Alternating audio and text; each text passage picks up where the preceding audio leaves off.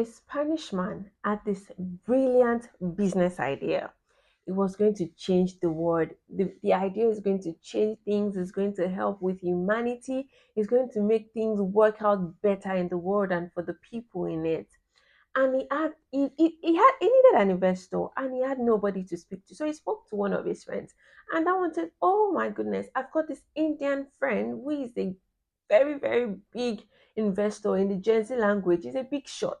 So I'm going to link you both together that you'd be able to share your idea with him and then hopefully invest in it. And the Spanish guy says, oh my goodness, thank you so much. When is this going to happen? And the third party says, you know what? Pick the time and date and then I'll plan it, I'll send it to my friend and he'll be there. Just give me the day and time. So this Spanish guy picks a random restaurant and a time and then sends to the third party. The third party also sends to the Indian friend. So on the D day, the Spanish guy is well dressed, nice cologne, and then he's waiting already for the Indian guy. And the Indian guy comes, shakes his hand straight to business. There was no familiarity, no unnecessary pleasantries, just a smile. And they shook hands and they sat down. And the Spanish guy begins to talk, begins to share this idea. He had already printed his proposal. He shares it, is speaking, is just gesticulating with his hands, is serious because the idea is so dear to him. And then by the time he's about to finish, the Indian guy gets up and he walks away. And the Spanish guy is wondering, what did I say wrong? Doesn't he like my idea? What is going on? This idea is so important to the world, it's so important to me. And then he realizes he had been speaking in Spanish. The Indian guy doesn't understand Spanish, he doesn't speak Spanish. So all of his important ideas, his examples, everything fell on deaf ears because he was speaking in a language that the person he was speaking to did not understand. And that's how a lot of us are. If this is something that applies to you or you feel like you want to learn about, stay tuned to this video. My name is Oluwatosi Sanusi and you're welcome to the Grace Generation TV. Listen, I gave this scenario because a lot of times when we are teaching communication, it's so easy to say we're both speaking English, we're both speaking, I'm speaking English, I'm speaking what my partner understands, but they don't seem to be getting the message. What if you are speaking a contradictory message?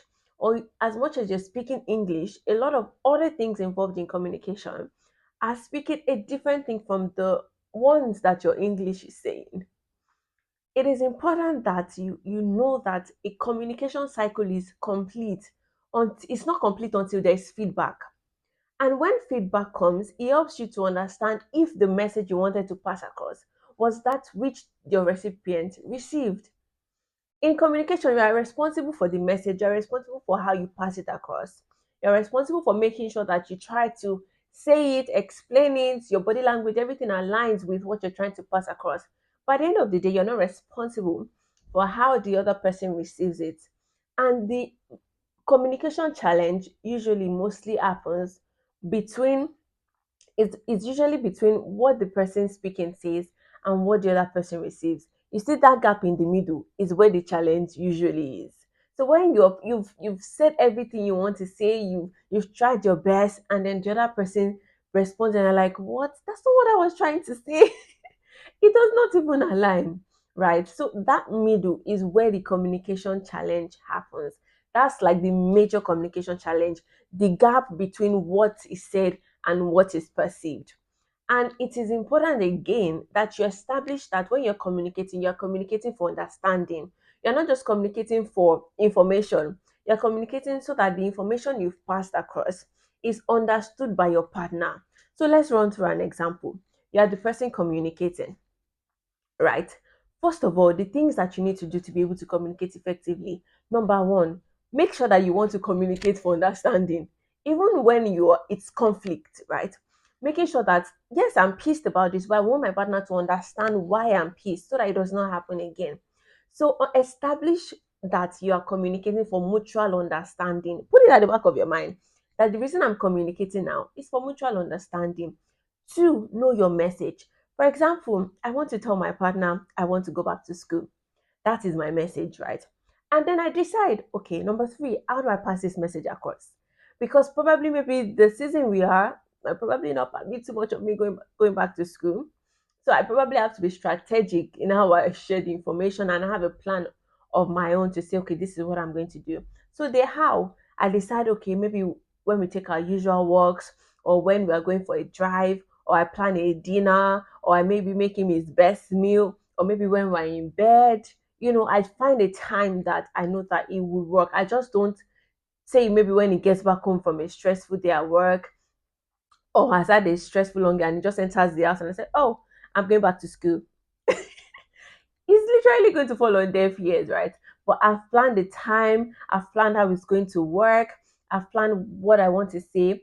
The fourth thing I need to know is the tone that I use. My tone, the kind of words that I use, my pitch, right, is so important. So I want to tell my partner, I've picked the time, I've picked the date. I don't say, you know what, I want to go to school and there's nothing you can do about it. I'm just telling you for your information, FYI, okay? I don't say it that way. I say, okay, babe, so I feel like I want to go back to school. I think I want to go back to school. I know that I want to go back to school. I can work part time, or what ways do you think I can achieve it? And these are the reasons I want to go back to school, to increase my skill set, to learn this, to learn that, or I want to begin to diversify in my career. I give examples of all of this. I make a good case out of why I want to go back to school. Because it's a marriage. You understand, you are doing things together. So you have to say it that way, not saying it in a tone, or you're saying, I want to go back to school. It's I mean, I'm just telling you, so whatever it is you want to do, okay, you're not doing that, right? So your pitch, your tone matters, so that at the end of the day, what you're communicating is not contradicting what your body language is saying. Because communication is not just verbal. You also have the part of your body language, your eyes. A lot of you use your eyes and your facial expressions that betray you. That both as well. So making sure that you're aligning that as well with the message. And if you are the recipient, there are a lot of things as well for you to do. One, active listening. Listening like attentively to your partner to be able to understand what it is that you're saying. Secondly, listening to understand, not making assumptions, not already forming your own defenses in your head. Actually listening to understand. Three, asking questions. So probably this is what you understand. So you say, oh, are you saying that you want to go back to school? You're not going to work, you're not going to contribute to the family or something like that. And if your partner says, oh, no, that's not what I'm saying. I'm saying I want to go back to school to learn better skills to help me apply for my dream job. I'll still work part time jobs, of course, during that season, right? Asking questions to understand and not just making assumptions in your head, and then you now lock up. And another thing you need to do is your choice of words as well. You can't just, demean your partner's ideas or what your other partner is saying, not making them look stupid or making them look like they have not thought about it or planned it or something like that. So choice of words, pitch and tone as well matters. And finally, for both parties, it is important to know that communication is for mutual understanding. It's to move your marriage forward. It's to move your relationship forward. It's not against each other. It's both of you against whatever issue it is that you need to sort and you need to move forward from. So you need to have that at the back of your mind when you're communicating. It's not a battle of who speaks the best English or who has the best mannerisms or who has the best facial expressions. It's about making decisions to move your family, your relationship forward. So have that at the back of your mind when you are communicating, and be practical. Think about all of these things that I've shared. So your body language and your pitch, tone, and then the words you're actually saying, make sure that they rhyme. And when you feel like there is a contradiction between the two, as a recipient, ask questions, okay? And say, this is what I perceive that you're saying to me. Is that what you're trying to say? And then they can deny or own it with their full chest. I hope that this helps you. Thank you so much. Please like, share, subscribe to my channel if this blesses you. It will be a great blessing to me as well. Thank you so much. Bye.